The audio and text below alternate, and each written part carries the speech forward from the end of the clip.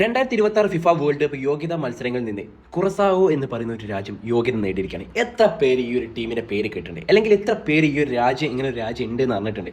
ഞാൻ അറിയുന്നത് ഈ ഒരു ഫിഫ വേൾഡ് കപ്പ് യോഗ്യത നേടിയതിന് ശേഷം മാത്രമാണ് ഇങ്ങനെ ഒരു രാജ്യം ഉള്ളത് അറിയുന്നത് പോലും. ഇവർക്ക് 2010 മാത്രമാണ് സ്വാതന്ത്ര്യം കിട്ടുന്നത് എന്നുള്ളതാണ്. അതായത് ഇൻഡിപെൻഡന്റ് ആകുന്നത് വെറും 2010 മാത്രമാണ്. ഇവിടെ ഫസ്റ്റ് ഇന്റർനാഷണൽ മത്സരം കളിക്കുന്നത് 2011 മാത്രമാണ്. എന്നിട്ട് പോലും കൃത്യം 2011 യോഗ്യത കിട്ടിയ ടീം കൃത്യം 15 വർഷം കഴിഞ്ഞപ്പോൾ അടുത്ത ഫിഫ വേൾഡ് കപ്പ് യോഗ്യത നേടിയിരിക്കുകയാണ്. ഇത് അൺബിലീവബിൾ ആയിട്ടുള്ള കാര്യം തന്നെയാണ്. ഇവിടെ ഫുട്ബോളിന്റെ വളർച്ച എന്ന് പറയുന്നത് റോക്കറ്റ് പോയ പോലെ അവർ നല്ല രീതിയിൽ കണ്ടിന്യൂ ശ്രമിച്ചിട്ടുണ്ട് എന്നുള്ളത് തന്നെയാണ്. പിന്നെ അതുപോലെ തന്നെ ഇവിടെ ഈ കറന്റ് ഫിഫ റാങ്കിങ് വരുന്നത് 82 ഇത് മാത്രമല്ല ഈ ഒരു ടീമിനെ ഇത്ര സ്പെഷ്യൽ ആക്കാൻ കാരണം ഫിഫ വേൾഡ് കപ്പ് യോഗ്യത നേടുന്ന ഏറ്റവും സ്മോളസ്റ്റ് കൺട്രി ആയിട്ട് ഈ ഒരു ടീം മാറിയിരിക്കുകയാണ്.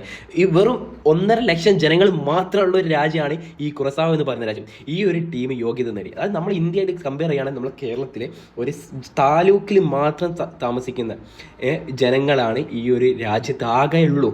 ഈ ഒരു രാജ്യമാണ് ഈ ഒരു ഫിഫ വേൾഡ് കപ്പ് യോഗ്യത നേടിയിട്ടുള്ളത്. അൺബിലീവബിൾ ആയിട്ടുള്ള കാര്യം തന്നെയാണ് നടന്നിട്ടുള്ളത് എന്നുള്ളതാണ്. അതും ഡയറക്റ്റ് ആയിട്ടുള്ള ക്വാളിഫിക്കേഷൻ ആണ് നേടിയിട്ടുള്ളത് എന്നുള്ളതാണ്. ഏതായാലും ഇവരെ മറ്റൊരു കാര്യം നോക്കുകയാണെങ്കിൽ 2015 ഇവരെ ഫിഫ റാങ്കിങ് എന്ന് പറഞ്ഞാൽ 150.